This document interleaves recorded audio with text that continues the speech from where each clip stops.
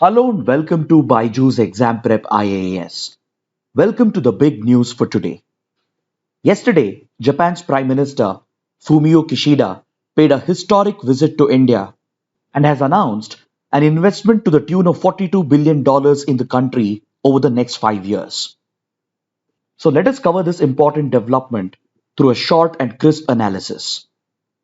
Yesterday, Japanese Prime Minister Fumio Kishida arrived in the country as a part of his first bilateral visit to India after assuming the position of the head of government of Japan. This visit of the Japanese Prime Minister marks the 70th anniversary of the establishment of diplomatic relations between the two countries, and he took part in the India-Japan summit along with Prime Minister Narendra Modi. During the summit, several key discussions were held between the two countries, along with signing of key agreements. But the key highlight has to be the announcement of $42 billion investment in India through Japan's assistance.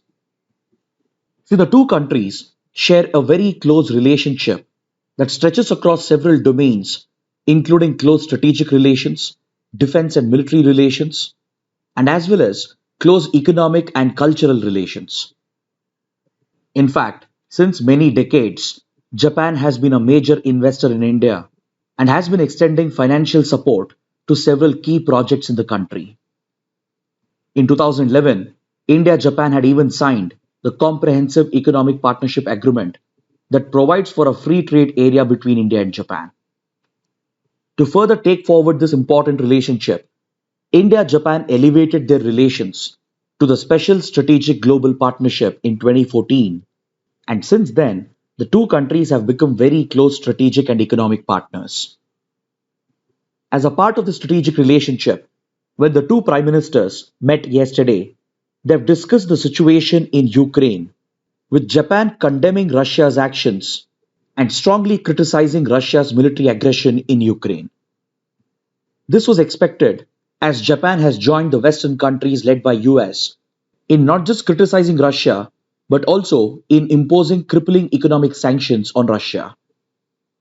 But on this key issue, India's position slightly differed, and while India expressed concern about the human rights situation in Ukraine and joined Japan in calling for an immediate end of hostilities, but it did differ from Japan's position against Russia, and India largely stayed away from directly criticizing Russia. But apart from this one difference between India and Japan's position, in all the other key areas and issues, India-Japan generally coordinate their positions. For example, they both discussed the situation in Afghanistan and called for the protection of human rights and for ensuring political stability in the country.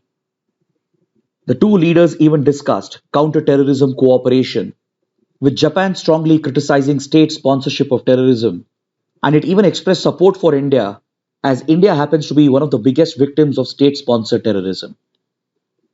India-Japan even used the opportunity to directly call out Pakistan for sponsoring terrorist outfits, and Japan's Prime Minister has called upon Pakistan to combat terrorist financing as per the provisions of FATF, thereby signaling the common position of India and Japan. The two leaders even held discussions over China's aggression, particularly in the Indo-Pacific region and along the India-China border. India and Japan have called for a free and open Indo-Pacific, which has often been disrupted by China as a result of its aggression in the South China Sea. In this context, India and Japan have called upon China to follow the rules-based order and to follow the UN clause or the UN Convention on the Law of the Sea to resolve the maritime dispute in the South China Sea. Then Japan even expressed support for India with regard to the ongoing military standoff in Ladakh, and both the countries strongly criticized China's aggressive behavior in the region. This common stand of India and Japan on key strategic issues, particularly in the Indo-Pacific region, is a result of their close alignment under the quadrilateral grouping, where they work with US and Australia to enforce a rules-based order in the Indo-Pacific region. The two sides have also agreed to host the next round of 2+2 ministerial dialogue, which was constituted recently between the two countries, and it provides an opportunity for the defense minister and foreign minister of both the countries to discuss and coordinate their positions over key security and foreign policy issues. It is very important to note that India and Japan have developed very close defense relations over the years, and they even hold several joint military exercises. The two countries take part in joint military exercises such as the Dharma Guardian, which is an exercise between the two armies, and Shinyu Maitri, which is an exercise between the two air forces. They also take part in the Japan India Maritime Exercise, which was recently held in January in the Bay of Bengal. And they also take part in a quadrilateral naval exercise known as the Malabar, along with US and Australia. In fact, in 2020, India and Japan even signed the Reciprocal Provision of Supply and Services Agreement that provides for logistics exchange between the armed forces of two countries. As an extension of this strategic partnership aimed at China, in 2021, India, Japan, and Australia even set up the Supply Chain Resilience Initiative to build and strengthen alternative global supply chains in order to end the dependency on China dominated supply chains. Along with such strong strategic and defense relations, the two countries have also shared a very strong economic partnership since several years. As an extension of this relationship, Japan has announced an investment to the tune of $42 billion or 5 trillion Japanese yen in India over the next 5 years to finance key infrastructure projects in the country.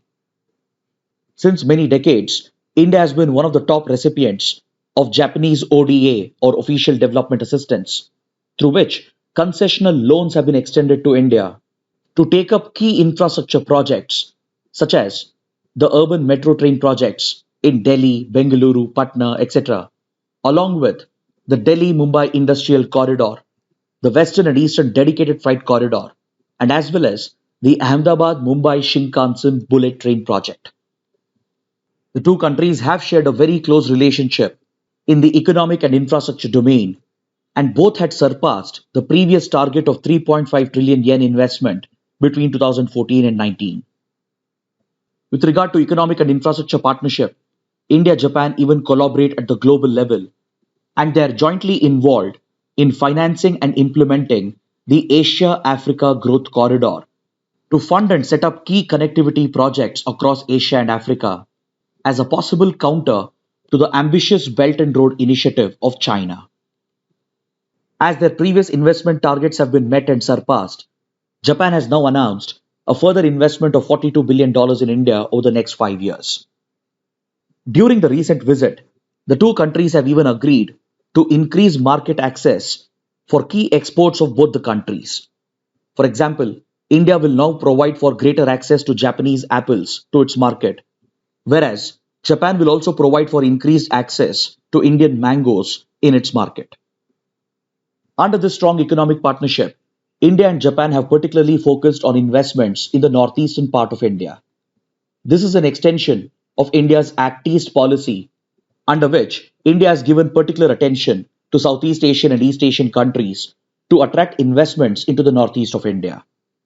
In fact, in 2017, India and Japan even set up the Act East Forum to coordinate their initiatives in developmental projects in the northeast of India, spanning across areas such as connectivity projects, forest management, disaster risk reduction, and capacity building. Several projects have already taken off under Japanese financial assistance, including the upgradation of highways in states such as Meghalaya, Tripura, Mizoram, and Assam. I have even listed some of these key projects in this infographic over here. And as you can see, through Japan's ODA, several important developmental projects have been taken up in the northeast of India. This includes connectivity projects such as road projects, along with sustainable forest management and disaster risk reduction and skill development projects. To further increase Japan's engagement in the northeast of India, yesterday the two leaders have agreed to launch the Sustainable Development Initiative for the northeastern region of India, under which ongoing projects and as well as new projects will be taken up across several developmental sectors. Specific focus will be given to connectivity, healthcare, renewable energy, and also to strengthen the bamboo value chain. Then finally, the two countries have also agreed to step up their relationship in the digital and technology domain through increased cooperation under the India-Japan Digital Partnership. Both the countries have agreed to take forward their relationship in the domains of cybersecurity, 5G communication, artificial intelligence and robotics, Internet of Things, etc., to further enhance the transition of their economies towards a digital economy and to promote joint collaboration in these key areas of emerging technologies. Japan has particularly expressed interest in India's IT sector, and initiatives are being taken up to attract highly skilled IT labor from India to boost the ICT sector of Japan.